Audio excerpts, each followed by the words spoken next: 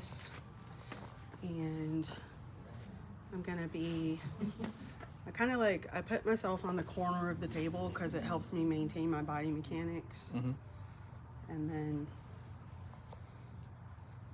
you're kind of hooking your fingers where the occipital bone meets the neck, and you're just rocking back and forth.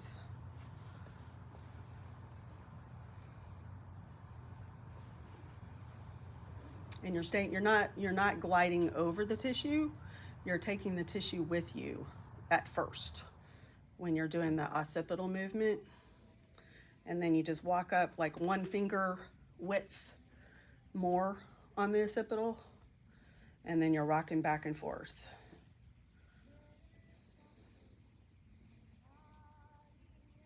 And then you walk up just a little bit more, and you're rocking back and forth. And if you feel something, like it'll feel like a tighter band under there, like what I'm feeling right here, she's got a little something, then I'm gonna spend a little more time on it with the rocking before I move on to the next little finger width of stepping. Okay, and once I've kind of done that all along the occipital, then I'm gonna do kind of like a stretching, warming up the muscle type action.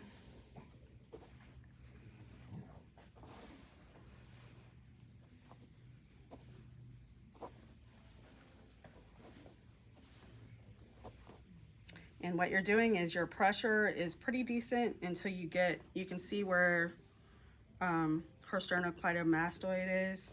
So when you hit that sternocleidomastoid, you just kind of go into a stretch instead of like actual pressure, right?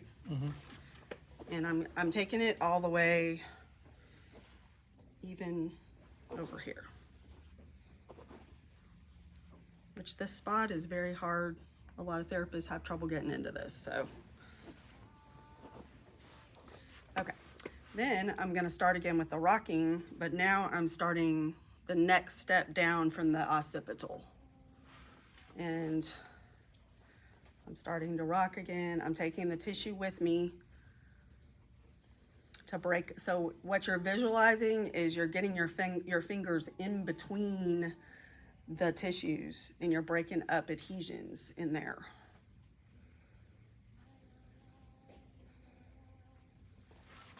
And I don't really take it past I'm not taking that past the sternocleidomastoid. And you're maintaining your horse stance. This table is slightly high for me, but normally you'd have it so your shoulders were kind of down, and trying to stay in as neutral position as possible. And like right here, I found a spot that's a little tighter. And so I'm gonna like spend a little more time rocking back and forth on that spot. And the good thing about this is if you're doing it right, all your stress should be in your lower body. So you're saving yourself some stress, and you're actually doing a really deep work on this person. And actually, as I come around to the shoulder, I'll switch my bottom hand so it's gonna be the arm that's closest to them is now my bottom hand, because that allows me to maintain better body mechanics, take away that twisting movement. Right.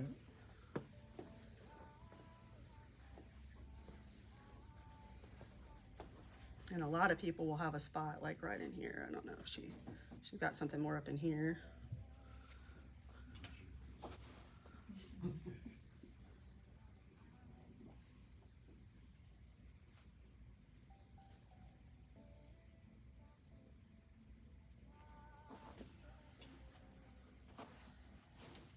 And I'll sort of make nice in between.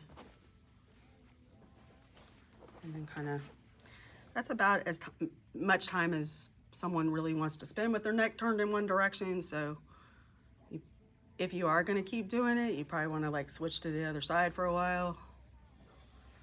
Okay, and then then what I'm doing with this is I'm cupping my hand at her occipital.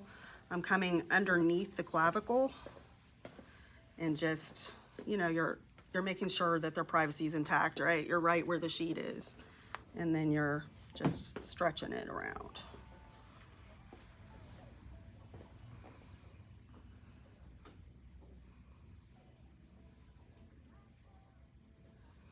And you really can just take it just right below the shoulder there. You're just getting that like attachment. Maybe a little bit of the biceps long head there. Mm-hmm.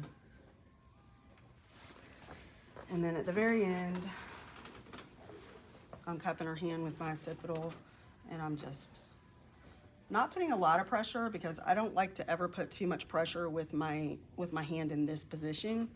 I'm really just kind of stabilizing her shoulder and then moving her neck, basically. And I might also decide to get some of her pec done a little bit. Because especially if you don't have a lot of time, like if you're only doing a 15-minute massage and you want to incorporate these moves, well, you just did her pec, so you don't have to do that again. It's done, right? Okay.